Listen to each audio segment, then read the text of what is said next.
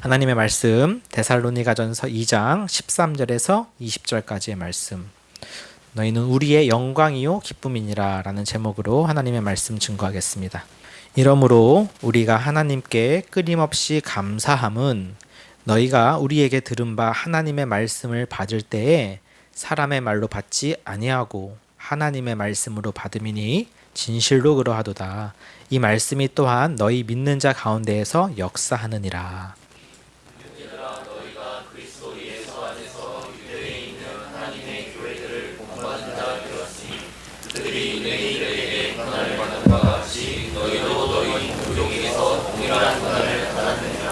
유대인은 주 예수와 선지자들을 죽이고 우리를 쫓아내고 하나님을 기쁘시게 하지 아니하고 모든 사람에게 대적이 되어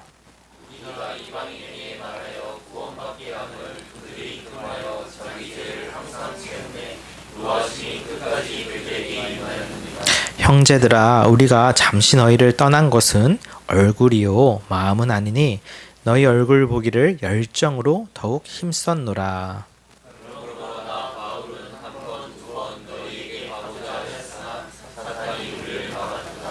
우리의 소망이나 기쁨이나 자랑의 면류관이 무엇이냐? 그가 강림하실 때 우리 주 예수 앞에 너희가 아니냐? 너희는 우리의 영광이요 기쁨이니라. 아멘. 잠시 기도하겠습니다. 하나님 감사합니다. 오늘도 우리가 말씀 앞에 서 있습니다. 듣는 자나 전하는 자나 오직 하나님을 기쁘시게 하기 위해서 전하고 듣게 하게 하시고 하나님의 말씀으로 전하게 하시고 하나님의 말씀으로 받게 하시며 그 말씀이 우리 삶 가운데 힘있게 역사되는 것을 우리가 경험하는 귀한 시간 되도록 함께하여 주옵소서. 예수님의 이름으로 기도드렸습니다. 아멘. 여러분은 누군가가 매우 자랑스럽게 느껴지신 적이 있으십니까? 혹은 나 자신이 스스로 굉장히 자랑스럽게 여겨지신 적은 없으신지요? 가끔 그렇게 자신을 격려할 때도 있을 것이고 또 누군가 내 주위에서 자랑스럽게 여겨지는 대상이 있다면 그 사람을 향한 격려와 위로 또 그리고 응원을 보내고 싶었던 적이 분명히 있으실 겁니다. 저 같은 경우는 누군가 자랑스러웠을 때 우리 성도분들에 대한 자랑스러움을 느낀 적이 종종 있습니다. 아시다시피 제가 직장 사역을 이제 하면서 또 우리 교회 성도분들로 오신 경우가 종종 있잖아요. 그런데 제가 어떤 한 직원분하고 이야기 나눌 때 일이었습니다. 근데 이 직원분은 믿음이 없으세요. 그래서 교회 다니지 않으세요. 하지만 이제 제가 목사인 건 알고 저하고 이렇게 가끔가다 차도 마시고 교제하는 분이셨는데 그분이 그런 이야기를 하시는 겁니다. 어떤 직원은 정말 그런 사람이야말로 예수 믿는 사람인 게 다행이라고 생각한다는 이런 말을 하는 거예요. 왜냐하면 우리가 신앙생활을 한다고 하지만 막상 삶에서 또 직장이나 일터 같은 데서 그에 걸맞는 삶을 살기가 쉽지가 않잖아요. 그래서 따로는 좀 이중적인 모습을 우리가 보이기도 합니다. 그런 것에 특히 이제 불신자분들이 실망하기도 하죠. 근데 그분의 눈에 어떤 한 직원분이 정말 믿음이 있는 것을 알고 있었고 교회 다니는 것도 잘 알고 있었고 일하는 태도나 행동이나 그 자세, 태도들을 보니까 정말 이 사람은 믿음이 있는 사람이구나라고 느꼈다는 거예요. 그래서 저런 사람이야말로 예수 믿는 사람으로서 본이 되는구나 이런 것을 느꼈다고 하는 이야기를 제가 불신자의 입을 통해서 들었습니다. 그런데 그 대상자가 우리 교회 성도였다는 것을 그분은 전혀 모르는 상태였어요. 근데 제가 그 이야기를 듣는데 얼마나 뿌듯했을까요? 막 기분이 너무 좋고 막 하늘을 나는 것 같은 거예요. 그럴 때 정말 그 성도에 대한 자랑스러움을 제가 많이 느꼈던 것 같습니다. 또 제가 이거 허락받지 않고 막 얘기해서 당사자분은 좀 당황스러우실 수 있는데 나쁜 얘기 아니니까요. 우리 교회 근처에서 일하고 계신 또 한 성도분도 계세요. 근데 저도 주중에 주로 이 교회 근처에 있다 보니까 그분이 일하시는 곳 근처를 지나갈 일이 종종 있습니다. 그래서 이렇게 우연히 지나가면서 보게 될 일들이 있죠. 인사는 따로 못합니다. 워낙 바쁘게 일하고 계시기 때문에 방해되면 안 되잖아요. 근데 그렇게 열심히 일하시는 모습을 보면 제 마음 안에서 뭔가 이렇게 울컥하고 올라와요. 근데 그게 뭘까라고 생각했을 때 성도에 대한 정말 자신의 그 삶의 터전과 일터에서 최선을 다해 살고 있는 그 모습에 대한 자랑스러움이었던 것 같아요. 그래서 그렇게 노력하며 애쓰고 사는 모습, 그것 가운데 제가 참 자부심, 성도에 대한 자부심, 감사함 이런 것을 많이 느꼈었습니다. 근데 오늘 우리가 읽은 이 본문에서도 바울이 그와 같은 마음으로 충만해져 있는 것을 우리가 볼 수 있어요. 그래서 그 마음으로 바울이 성도들을 얼마나 위로하고 격려하며 세우는지 그 말씀과 그 마음이 오늘 여러분들에게도 전달되기를 주님의 이름으로 축복합니다. 한번 13절을 같이 읽어볼게요.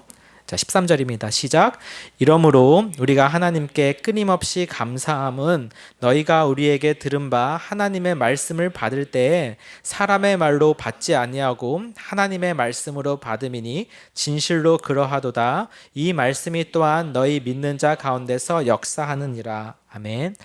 자, 우리가 지난주에 들었던 말씀은 2장 1절에서 12절까지의 말씀이었는데 기억하십니까? 사실 한 주 지나고 나면 다 거의 까먹으시죠. 근데 무슨 내용이었냐면 바울이 내가 너희들하고 같이 있을 때 이렇게 사역했다. 너희들한테 이렇게 대했다. 이렇게 섬겼다라는 내용이었어요.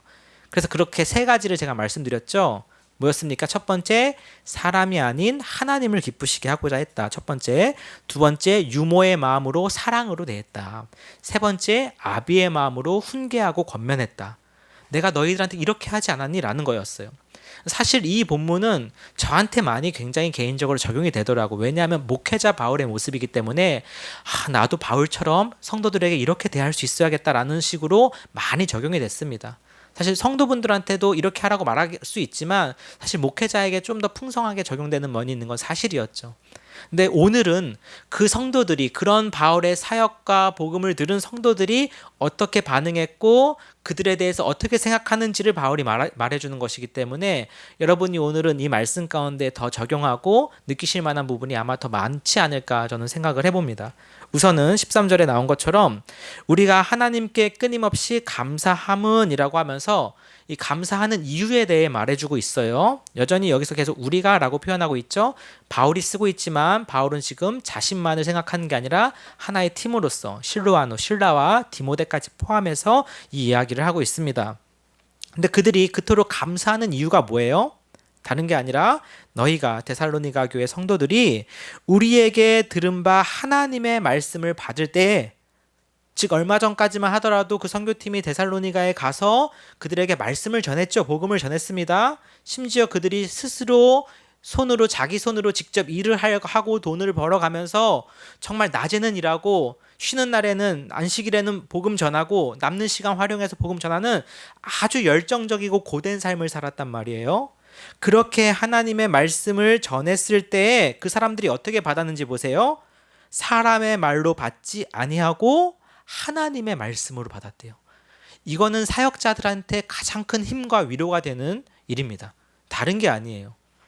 그러니까 이 사역자가 진심을 갖고 진정성을 갖고 나 잘 먹고 잘 살자고 전하는 그 당시의 궤변론자들하고는 다른 거죠.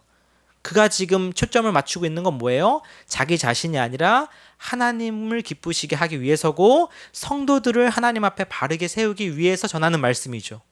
근데 그 진심이 그 청중들에게 그리고 성도들에게 전달될 때 목회자는 가장 큰 기쁨을 느껴요. 저도 그럴 수 있으면 참 좋겠습니다.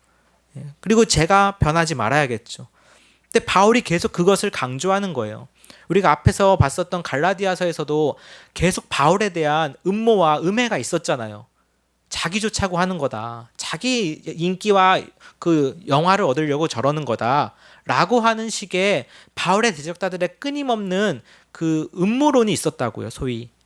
그런데 데살로니가 성도들은 그런 것에 휘둘리지 않고 정말 바울이 전하는 그 말씀을 누구의 말로? 바울을 위한 바울의 이야기로 들은 게 아니라 하나님의 말씀으로 받았다는 것입니다. 그러니까 여기서 우리가 단순하지만 중요한 원리를 하나 배울 수 있어요. 뭐냐 하면 바로 사역자는 하나님의 말씀을 전하는 자입니다. 목적은 하나님을 기쁘시게 하기 위해서예요.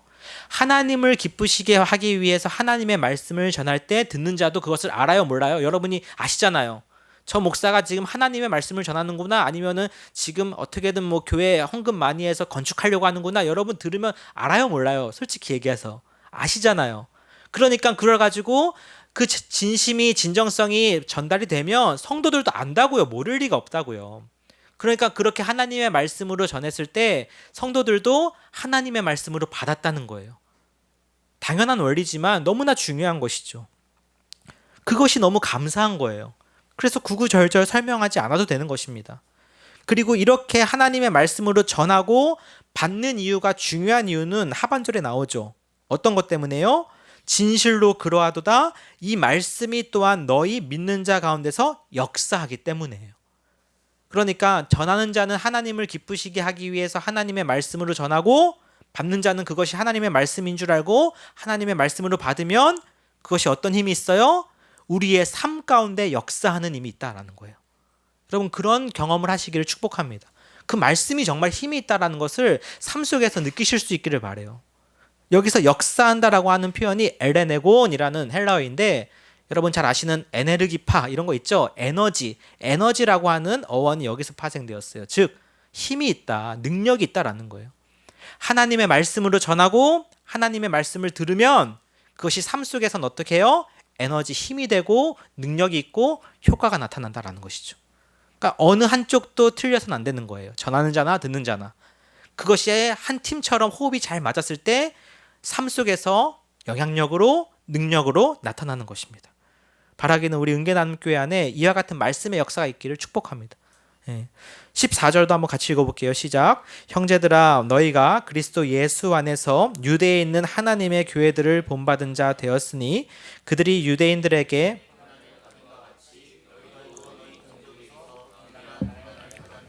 아멘. 우선 13절에서는 참 감사합니다. 이렇게 말씀을 잘 듣고 그 말씀대로 살아가는 여러분들에 대해 내가 참 하나님께 감사합니다라고 얘기했다면 이번에는 14절에서는 고난에 대한 이야기를 하고 있어요. 무엇이냐면 형제들아 라고 얘기하면서 너희가 그리스도 예수 안에서 유대에 있는 하나님의 교회들을 본받은 자 되었다라고 말합니다. 무슨 얘기냐면 먼저 유대에 있었던 교회들 그들보다 먼저 세워진 형님교회가 있겠죠. 선배교회가 있겠죠. 근데 그 교회들을 너희가 잘 본받은 자가 되었다고 얘기해요. 칭찬하는 겁니다. 앞서 세워진 그 교회들의 모습을 너희가 잘 따라가고 닮아가고 있다라고 하는 거예요. 근데 그 근거로 뭘 얘기하냐면 하반절에 그들이 유대인들에게 고난을 받음과 같이 너희도 너희 동족에게서 동일한 고난을 받았기 때문이에요. 그러니까 잘하고 있다는 증거가 뭘로 나타나요? 고난받고 있다는 것으로 나타나는 거예요. 사실 지금 데살로니가 교회도 엄청난 고난과 박해 가운데 있습니다. 왜 그래요? 그들이 살아왔던 수십 년간, 아니 어떻게 보면 그 전부터 생각해 왔었던 수백 년, 수천 년간의 그 이교 문화를 거부하고 오히려 이제는 그것과 싸우면서 살아야 되는 완전히 새로운 가치관과 삶으로 바뀌었다고요. 그리고 그렇게 살기를 결단한 사람들이란 말입니다. 당연히 세상에서의 공격과 유혹과 핍박이 없겠냐고요. 그러니까 유대인들은 유대인대로 교회를 공격하고 핍박하지만 이교 문화, 즉 이방인들은 또 이방인대로 그들을 가만두지 않아요. 근데 그 데살로니가 교회가 이제 생긴 지 몇 개월도 안 된 그 애기 교회가 그러한 가운데서도 받은 하나님의 말씀을 기억하며 버티고 견디고 있는 거예요. 우리가 충분히 제가 배경 설명에서 말씀드렸죠. 그 소식을 들은 바울이 얼마나 기뻐서 쓴 편지입니까 이게.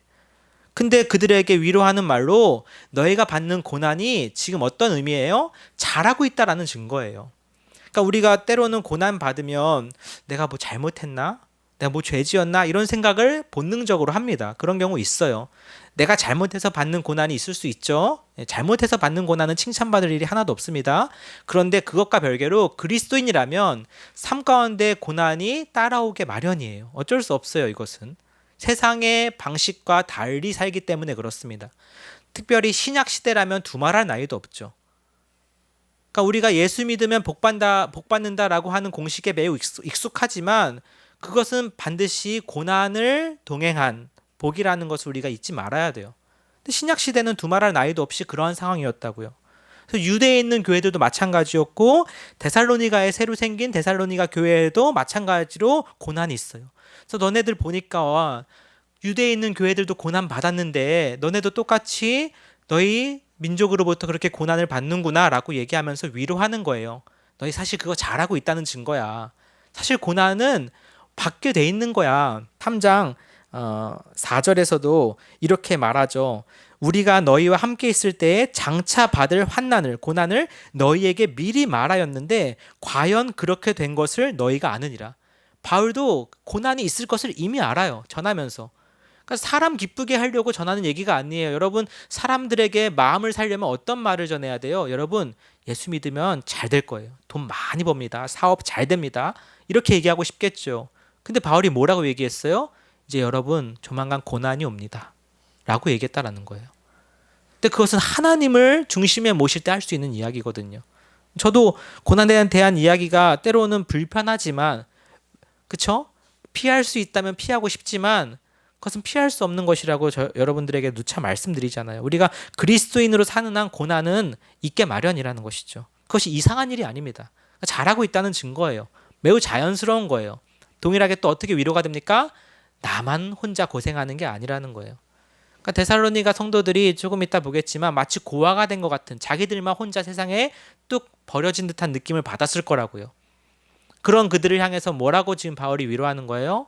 사실은 너네들처럼 그렇게 힘들게 고난을 버티고 있는 또 다른 교회들이 있단다. 또 다른 형제들이 있단다. 힘을 내렴 이러는 거예요. 그렇게 위로가 되는 겁니다. 그래서 저도 가끔 가다가 이렇게 직장인들 뭐 상담하고 이럴 때 너무 자기가 속해 있는 그 고난에 깊게 빠져들어서 마치 세상에 자기 혼자만 이런 고난을, 부당함을 당하고 있는 것처럼 느끼는 분에게 조금 약간 일반화를 통해서 넓게 여유 있게 볼 수 있도록 도와드리는 편이거든요. 그러니까 아기 키우는 것도 마찬가지죠. 세상에서 나처럼 이렇게 고생하는 사람이 누가 있을까 싶지만 다 그렇게 키우고 있거든요. 저도 아침에 나올 때마다 수많은 그 아기 엄마들을 보면서 이 사람들이 다 내 동지구나. 나만 혼자 힘든 게 아니구나. 그렇게 느끼면서 지나간단 말입니다. 그것처럼 너희도 지금 고난받는 게 무슨 너희한테만 특별하게 있는 것 같지? 아니야. 예수님을 믿게 되면 이런 고난은 누구에게나 다 일어나는 일이야 라고 말하고 있는 것이죠. 그러면서 위로하는 겁니다. 근데 그 유대인들은 어떻게 유대 교회들을 핍박했어요? 15절 16절에 보면 바울이 아주 자세히 묘사해 놨어요. 유대인은 주 예수와 선지자들을 죽이고, 과거형이에요. 죽였고, 우리를 쫓아내고, 쫓아냈다예요. 지금 계속 바울과 선교팀을 계속 쫓아내서 지금 마게도냐에서 베레아에서 아덴으로, 아덴에서 고린도로 계속 쫓겨오는 중이잖아요. 이 편지를 쓴 곳은 지금 고린도에서 쓰고 있어요.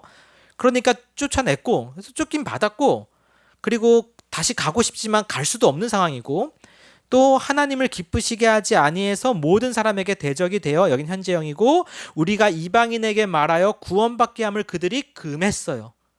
그러니까 가서 복음을 전하려고 하면 어때요? 앞에 데살로니가 교회도 마찬가지였지만 막 소동을 일으켜서 로마 사람인 우리가 받지도 못할 풍속을 전한다 학원을 하면서 막 고발하고, 그리고 막 태형 맞게 하고 감옥에 쳐넣고 막 그랬잖아요. 근데 그때마다 그들이 거기에 굴복했습니까? 놀라운 역사와 기적 가운데 지금까지 왔어요. 오히려 그럴수록 복음은 더 어때요? 편만하게 퍼져갔다, 이런 이야기 합니다, 바울이.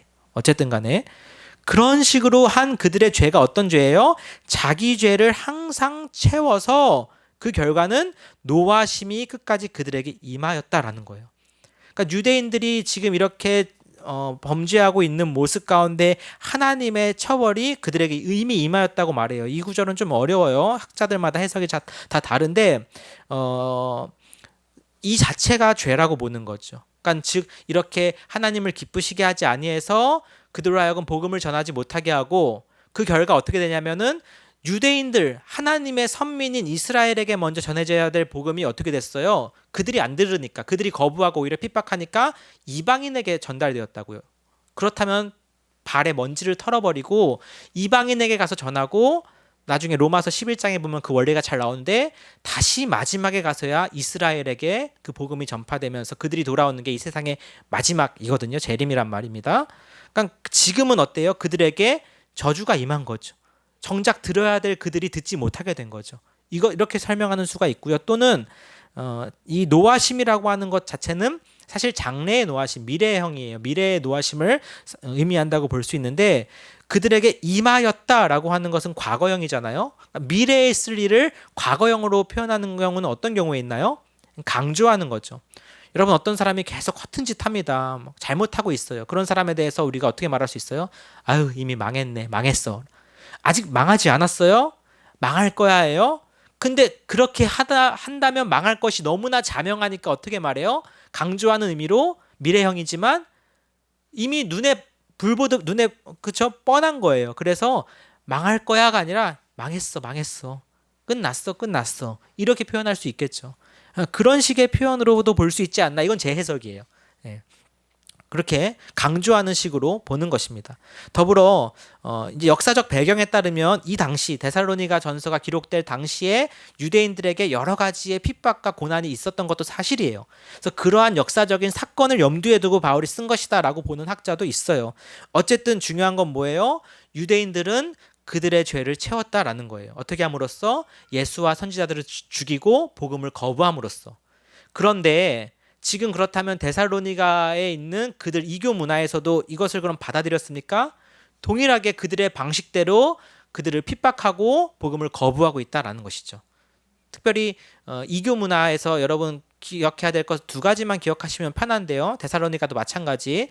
그 당시에 있었던 뭐 카비루스 문화 이런 것들이 있는데 뭐냐면 두 가지만 이교 문화의 두 가지 특징만 생각하면은 뭐 어려울 게 없습니다. 첫 번째가 우상 숭배예요. 이교 문화는 첫 번째로 우상 숭배하고 두 번째가 성적 타락이 극심해요. 이거는 그리스, 특히 그리스 지역 대부분이 다 그랬다고 보셔도 무방할 정도입니다. 그러니까 그런 삶 가운데 살아왔던 자들이 이제 기독교의 그 수준 높은 윤리와 새로운 삶을 살려고 하니 쉽지 않아요. 외적으로도 박해가 오지만 내적 갈등도 엄청나다고요. 그렇지 않습니까? 우리도 여전히 우리 안에서 죄성이 올라오는 거를 하나님의 말씀과 성령으로 누르며 살잖아요. 싸우며 살잖아요. 그런 과정을 지금 데살로니가 교인들이 안팎으로 힘겹게 견뎌내고 있다고요. 그래서 성적인 것에 대한 문제도 좀 이따 나와요. 4장쯤에. 그러니까 이러한 고난을 그들도 받았는데 너희들도 동일하게 받고 있다. 하지만 그 유대인들은 어떻게 됐어요? 노하심으로 말미암아 심판을 받았다고 얘기해요. 그러면 이어지는 말이 너네들 중에서도 마찬가지로 그렇게 박해하고 핍박하는 자들은 하나님이 가만두시지 않을 거야 라는 이야기를 바울이 하고 싶겠죠. 근데 정작 하진 않아요. 그러니까 이건 행간을 읽어야 되죠. 바울이 그거를 직접 대놓고 말하지 않습니다. 즉 너희가 유대에 있는 교회를 본받은 자처럼 너희도 됐어. 근데 유대에 있는 교회들을 핍박한 자들 어떻게 됐는 줄 아니? 하나님의 노하심으로 말미암아 이미 심판이 임했어. 그건 마찬가지겠죠. 그건 말하지 않아도 원리가 계속 이어지는 거죠. 그런 식으로 지금 바울이 위로하는 겁니다. 그리고 오히려 그는 다른 이야기를 해요. 뭐냐? 자신의 사랑 고백을 합니다. 17절을 한번 볼게요. 17절 시작. 형제들아 너희 얼굴 보기를 열정으로 더욱 힘썼노라. 아멘. 우리가 배경에서 미리 설명드렸지만 바울은요 맘만 같아서는 데살로니가 교회에 더 오래 있으면서 이 자식같이 귀한 성도들 더 잘 먹이고 그쵸? 가르치고 세우고 싶었어요. 근데 그거를 누가 가만두지 않아요? 거기에 있었던 유대인들 선동가들이 가만두지 않아요. 그래서 그들을 막 쫓아내버립니다. 쫓기듯이 달아나 버렸죠. 그래서 가게 된 것이 베레아였고 아덴이고 지금 고린도까지 왔다고 말씀드렸잖아요. 그런데 한번 잘 생각해 보세요. 그럼 남겨진 데살로니가 성도들의 마음은 어떻겠어요? 그쵸? 어느 날 갑자기 선교팀 와서 뭐 복음이라고 해서 전해주고 막 잘해주긴 하는데 갑자기 사라졌대요. 그들이 느끼는 그 마음은 어떨까요? 굉장히 황당하고 놀라고 당황스럽고 서운하기도 하고 좀 심하게 말하면 배신감도 느낄 수 있는 그런 상황 아니겠어요? 그러니까 물론 어느 정도 상황은 들었겠죠. 이러이러해서 그냥 쫓겨났대요. 갈 수밖에 없었대요. 라고 말하지만 어쨌든 그들과 떨어진 것이고 자기들만 버림받은 것 같은 느낌을 받았을 것은 분명하다고요. 이건 여러분 사람의 일이기 때문에 우리가 이해하기 어렵지 않습니다. 이거 사람이 사람에게 쓴 말이고요. 사람 사는 일 가운데 일어난 일들이에요. 그래서 그래도 그때 주신 말씀들을 기억하며 힘들긴 하지만 서로 잘 살고 있었어요. 근데 그런 자들을 생각하는 바울의 마음이 어떻겠냐고요. 그냥 새파랗게 어린 자식들 두고 혼자서 떠날 수밖에 없었던 그 부모의 마음이 얼마나 그 애간장이 타 들어가겠습니까? 근데 갈 수도 없어요. 그러니까 17절에 보면 이런 표현이 나오죠. 형제들아, 우리가 잠시 너희를 떠난 것은 얼굴이요 마음은 아니다. 여기서 떠났다라고 하는 표현이 뭐냐면은 이제 고아가 되었다라는 표현이에요. 오르판이라고 하는 영어 단어도 여기서 나오는데, 그러니까 어떤 지금 바울이 언어 워드 플레이를 쓰냐면 너희에 의해서 우리가 고아가 된 것은이라는 표현이에요. 근데 잘 생각해 보세요. 지금 고아가 된 것 같은 느낌은 누가 받아요? 데살로니가 성도들이 받아요. 근데 바울이 오히려 역으로 그것을 자신에게 적용시켜요. 그러니까 너희도 그런 마음이었지. 근데 나도 마찬가지였어. 동병상련이죠. 너희가 그처럼 벌어진 것 같은 느낌을 나도 동일하게 받았다라는 것이고, 그 마음은 즉 내가 너희들을 얼마나 보고 싶어 했고 너희와 얼마나 함께하고 싶었는지를 지금 표현하는 것이죠. 그래서 떠난 것은 사실상 이 물리적인 얼굴뿐이야. 마음은 난 너희들과 늘 함께 있었었어. 그리고 심지어 그래서 나는 너희들을 다시 보기 위해서 열정으로, 굉장히 강조된 표현인데 몇 번이나 애를 썼어요. 다시 가려고. 그렇잖아요. 자식 두고 온 부모가 다시 자식 보려고 하는 건 당연하고 너무 자연스러운 일 아닙니까? 그렇죠? 애들끼리만 집에 있다고 하는데 빨리 집에 가야지. 어디 가서 친구들 만나고 놀고 있으면 부모 역할 제대로 하는 거 아니잖아요? 그래서 가려고 했어요. 그래서 18절에도 나오죠. 그러므로 나 바울은 한 번, 두 번 너희에게 가고자 하였으나, 한 번이에요, 두 번이에요? 수차례 가고자 했다라는 거예요. 장사 하루 이틀에 그랬을 때 장사를 하루 한 거야, 이틀 한 거야? 이렇게 묻지 않죠. 수차례 여러 번 가려고 한 거예요. 그런데 그때마다 어떤 일이 벌어졌어요? 사탄이 우리를 막았도다. 애매한 표현이죠. 핑계대기 좋은 표현이죠. 근데 이렇게 바울이 얘기를 해요. 그러니까 구체적으로 우리가 알 수 없어요. 그런데 어쨌든 갈 수 없는 상황이 계속 벌어진 것은 분명해요. 못 간 거죠. 결국에는. 결국 이 편지도 지금 바울이 못 가서 디모데를 통해서 보내는 편지잖아요. 그런데 그가 갈 수 없었던 상황은 우리가 충분히 유추할 수 있어요. 왜냐하면 이미 있던 곳에서도 쫓겨나는 마당에 다시 들어가기 편하겠어요? 그렇죠? 우리 선교하시는 분들도 들어가는 것보다 쫓겨난 다음에 들어가는 게 더 힘들죠. 그렇죠? 선교가 좀 금지된 중국 같은데 한 번 찍히면 그 다음에 들어가는 건 거의 불가능에 가까워요. 마찬가지 아니겠습니까? 그들도 한번 쫓겨나고 나니까 어떻게든 다시 들어가 보려고 하는데 여전히 그들을 쫓아냈던 유대인들이 기세등등해요. 심지어 그들이 가는 곳마저 쫓아오면서 쫓아내서 여기까지 왔단 말이에요. 그러니 다시 그 데살로니가로 간다는 건 현실적으로 불가능했을 겁니다. 그것을 아마 사탄이 우리를 막았다고 표현하는 거겠죠. 그럼 지금 바울이 뭘 얘기하고 싶은 거예요? 내가 너네 정말 보고 싶었어. 그리고 정말 가려고 애썼어. 근데 못 간 거야. 그래서 디모데를 보냈던 거고, 지금도 이 편지를 디모데가 너네한테 지금 갖다 주고 있어. 너무 서운해하지 마. 내 마음도 너네 마음하고 똑같아. 이 마음이에요. 이해되시죠? 성경 어려울 거 하나도 없어요. 사람이 사람한테 한 말이에요. 그러니까는 지금 그들이 디모데가 다시 두 번째 왔을 때, 처음 왔을 때도 그렇지만 두 번째 왔을 때도 이제 바울 선생님이 오시려나 기대했겠죠. 근데 그때도 디모데만 온 거예요. 다만 바울의 그 마음이 담긴 편지를 갖고 온 거겠죠. 그래서 그 편지를 읽으면서 위로받았을 겁니다.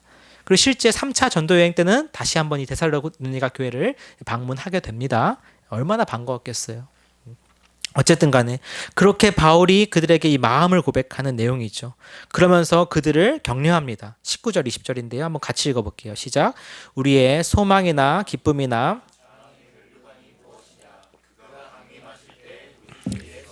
너희가 아니냐. 너희는 우리의 영광이요 기쁨이니라. 아멘. 그러면서 바울이 하는 말, 너네 정말 잘하고 있어. 난 너네 너무 자랑스럽다.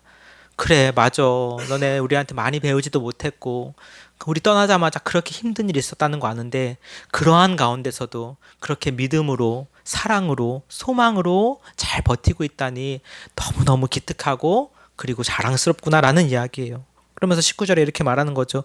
우리의 소망이나 기쁨이나 자랑의 면류관이 무엇이냐? 그게 뭐예요? 너희다. 다시 20절에 그래서 이렇게 분명하게 이야기합니다. 너희는 우리의 영광이요 기쁨이다 라고 말이죠. 만약 우리가 바울 서신을 조금 삐뚤게 보려고 하는 자들이 있다면 분명히 앞에 있었던 2장 6절하고 모순된다고 말하고 싶을 거예요. 왜냐하면 2장 6절에 이렇게 얘기했죠. 또한 우리는 너희에게서든지 다른 이에게서든지 사람에게서는 영광을 구하지 아니한다 라고 말했어요. 그런데 지금 뭐라고 얘기해요? 너희가 우리의 영광이다. 사람 보고 영광이라고 하네. 역시 바울은 이중적이야. 이렇게 얘기하고 싶겠죠. 근데 완전히 다른 맥락이에요. 그렇죠? 무엇입니까? 앞에서 6절은 사람을 수단으로서 영광을 받고자 하는 거예요. 예를 들면 제가 또 목사가 많은 사람들을 통해서 자신이 더 인기를 얻고 유명해지고 싶어 한다면, 그래서 한 명이라도 더 교회에 오게 하려는 욕심이 있다면 그건 사람을 수단으로 보는 것이죠. 근데 바울은 그렇게 하지 않았다는 거예요. 사람으로 통해서 자신이 더 유명해지고 더 영향력을 끼치고 인기에 영합하고 싶었던 것이 아니라 뭐예요? 20절에 나오는 그 너희가 우리의 영광이라는 건 너희 자체가 목적이었다라는 거예요. 너희를 수단으로 삼아서 한 게 아니라는 거예요. 너희 자체를 목적으로 삼아서 우리가 12절에 봤던 것처럼 하나님 앞에 하나님 나라에 들어가기 합당한 자로 세우기 위한 이었다라는 것이죠. 거기에 목적이 맞춰져 있는 것이죠. 그러니까 제가 철학을 전공했는데 이제 칸트 철학에서 가장 많이 인용되는 얘기가 있어요. 공리주의 비판하면서 나온 말인데 너무나 유명한 얘기죠. 인간 자체를 수단으로 삼지 말고 언제 어디서든지 목적으로 대하라라는 이야기가 있어요. 다 들어보셨죠? 그냥 이거는 그냥 일반적으로 하는 말이에요. 인간을 수단으로 삼지 말고 목적으로 삼아라. 근데 현대 사회는 다 인간을 뭐로 삼아요? 대부분 수단으로 삼죠. 근데 분명히 성경은 또 바울의 사역의 원리는 뭐예요? 인간 자체를 목적으로 삼았어요. 그리고 그들이 잘 되는 게 어떻게 보면 자기가 잘 되는 것이기도 해요. 어떤 의미에서는. 요즘 우리 박항서 감독 너무너무 칭찬받잖아요. 국위선양하는 지금 최고의 모습 아닙니까? 근데 여러분 잘 생각해 보십시오. 그 감독이 나와서 자기가 무슨 뛰어난 퍼포먼스를 보여주거나 기술을 구사한 게 아니잖아요. 그렇죠? 그가 한 역할은 뭐였어요? 선수들이 그라운드 위에서 최고의 퍼포먼스를 발휘할 수 있도록 도와준 거예요. 그리고 보이지 않는 곳에서 그들을 돕고 조력한 거죠. 지금 바울이 딱 그 역할을 하는 거예요. 그래서 선수들이 그 경기장 위에서 최고의 능력으로 자신의 능력을 발휘했을 때 어때요? 감독이 느끼는 그 뿌듯함과 영광과 기쁨과 자랑이 여기 있는 거라고요. 그들이 잘하는 것이 그에게 기쁨이고 자랑인 것이죠. 그 결과적으로 사람들이 그 감독을 또 찾아보게 되겠죠. 그거는 이제 목적이 아니라 부차적으로 따라오는 것입니다. 결국 우리도 바울을 결국 보고 있잖아요. 그런 것처럼 우리가 사람을 수단이 아닌 목적으로 대하는 것이 너무나 중요한 원리라고 하는 것을 다시 한번 보여주고 있습니다. 특별히 19절에서는 언제 그런 영광이 되느냐? 그가 강림하실 때라고 얘기하고 있어요. 즉 끊임없이 이 데살로니가에서는 예수의 재림에 대한 이야기가 강조됩니다. 특별히 3, 4, 5장 가면 더 분명하게 드러날 것이기 때문에 그때 다시 한번 자세히 말씀드릴게요. 어쨌든 이 마지막 때에 하나님께서 그들의 영광으로 삼으신 것은 다름 아닌 그 성도들이었다라는 것이죠. 그들을 통해 그들이 기쁨과 자랑과 소망을 얻게 되었다라는 것이죠. 바라기는 제가 여러분들에게 바울과 같은 모습으로 정말 대하고 섬길 수 있기를 바랍니다. 저도 그렇게 노력할게요. 동시에 여러분들이 또한 교회의 영광이요 기쁨이요 소망이 되시기를 축복합니다. 그래서 각자 주어진 역할 가운데 충성하는 가운데 그렇게 아름다운 팀이 만들어지는 거예요. 역할이 좀 다를 수 있어요. 저는 여러분을 좀 돕는, 섬기는, 조력하는 역할이라면 여러분 어떻게 보면 각자의 무대의 주인공으로서 하나님의 자녀로서 성실하게 살아가야 될 의무가 있겠죠.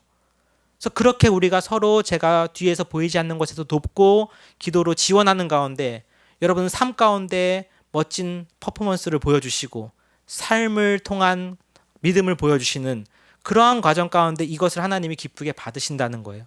그럼 우리가 서로가 서로에게 뭐가 되겠어요? 기쁨이 되고 영광이 되는 거죠. 그런 교회가 될 수 있으면 얼마나 좋겠어요. 오늘날 그런 교회를 하나님이 기다리고 찾고 계신 건 아닐까요? 그래서 하나님이 우리를 불러주신 건 아닐까요? 그래서 우리가 하나님 앞에 그런 아름다운 공동체로 서로 세워주고 세움받는 그런 공동체로 세워지기를 주님의 이름으로 간절히 축복합니다. 또한 그렇게 하나님이 우리를 사용하여 주실 줄 믿습니다. 우리 같이 찬송가 하고요. 같이 기도할게요. 네. 앞에서 불렀던 찬송가 216장입니다. 216장. 네. 그런 하나님 앞에 우리가 감사함으로 이 고백 함께 드릴 수 있으면 좋겠습니다.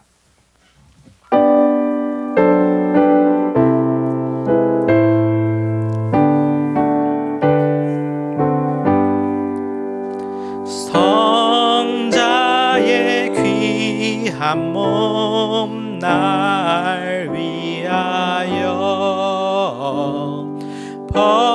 버리신 그 사랑 고마워라. 내 머리 숙여서 주님께 비는 말 나무어 주님께 바치리까. 지금도 나 간구하심 이 옅은 믿음이 아옵나니 주님의 참사랑 고맙고 놀라워 찬송과 기도를 쉬지 않네. 기도하겠습니다. 하나님, 우리가 오늘 들은 말씀 가운데 먼저 데살로니가 성도들이 이 말씀을 들을 때 사람의 말이 아닌 하나님의 말씀으로 들은 것을 봅니다. 주님, 우리도 하나님의 말씀을 하나님의 말씀으로 받아 우리 삶 가운데 능력 있게 임하는 것들을 경험하는 자가 되게 하여 주옵소서.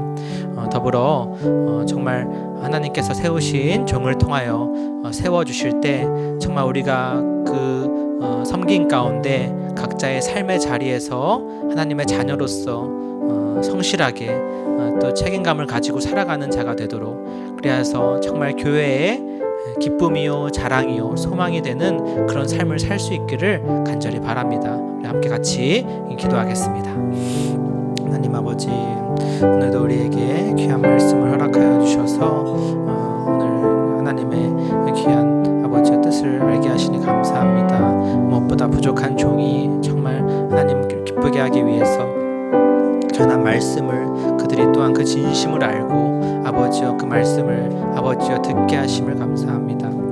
아버지여, 우리가 있는 각자의 삶의 자리에서 그 말씀으로 살아있고 정말 능력 있는 아버지의 그 뜻과 은혜가 경험되게 하여 주시고 나아가 하나님의 정말 자녀로서 살아가도록 부족함이 없도록 우리에게 힘과 능력을 부어 주시옵소서. 데살로니가 교인들이 정말 그 바울과 그들의 큰 기쁨이요 소망이요 자랑이 되었던 것처럼 정말 우리 은혜나는 교회 성도분들도 우리의 정말 큰 자랑이요 기쁨이 되기를 축복합니다. 각자 있는 그 자리에서 정말 하나님 최선을 다해 살아가는 그 모습 가운데, 또 믿음을 살아가기 위해 노력하는 그 노력 가운데 주께서 정말 기억하여 주시고 인도하여 주시고 더욱 주님께서 그들로 하여금 굳건하게 세워질 수 있도록 함께하여 주옵소서. 부족한 중이지만 최선을 다해 섬기려고 합니다.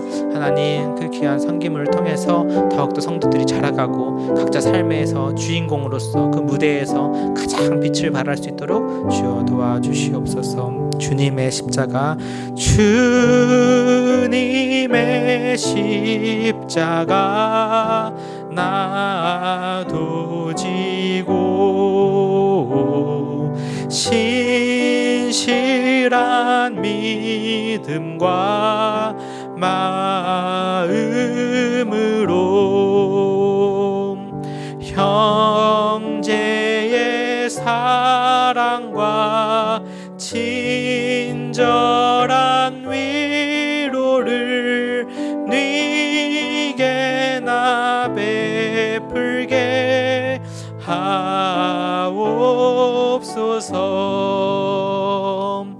만 가지 은혜를 받았으니 내 평생 슬프나 즐거우나 이 몸을 온전히 주님께 바쳐서 주님만 위하여 늘 살겠네. 아멘. 하나님 감사합니다. 오늘날 또한 데살로니가 교회와 바울의 서로 섬기는 모습을 통해 우리에게도 동일한 마음과 또 도전을 허락하여 주심을 감사합니다. 여전히 어려운 핍박과 환난 가운데 있지만 그들이 받은 하나님의 말씀을 가지고 잘 이겨내고 승리하는 삶을 사는 것들을 우리가 본받게 하여 주옵소서. 그리하여서 그들이 교회의 기쁨이요 자랑의 면류관이요 소망이 되었던 것처럼 우리의 삶도 역시 주님 앞에 그러한 평가를 받을 수 있도록 주여 우리의 삶을 더욱 인도하여 주시고 도와주시고 함께해 주시기를 간절히 바라옵고 원하옵나이다. 무엇보다 부족한 종이 섬기는 자리에 있사오니 정말 성도 여러분이 각자 삶의 인생에서 주인공으로 가장 빛을 받고 또 가장 아름다운 때를 살아갈 수 있는 역할을 잘 감당하게 하여 주시고 우리 성도 한 명 한 명에게도 주님이 주시는 귀한 마음과 믿음으로 말미암아 세상 가운데 아버지여 승리하고 주님께 영광을 올려드리는 삶을 살도록 함께하여 주시옵소서. 드린 예물 주님께서 기쁘게 받아주시고 또 채우시는 은혜가 있기를 간절히 원합니다. 또 특별히 오늘은 예배 후에 내년 사역 준비를 위한 또 운영위원회가 있사오니 주께서 그 모든 과정 가운데도 함께하여 주시고 주님이 원하시는 방향으로 우리 교회를 인도하여 주시옵소서. 이후에 있을 모든 시간도 주님께 의지하고 아뢰오며 이 모든 말씀 살아계신 우리 주 예수님의 이름으로 기도드렸습니다. 아멘.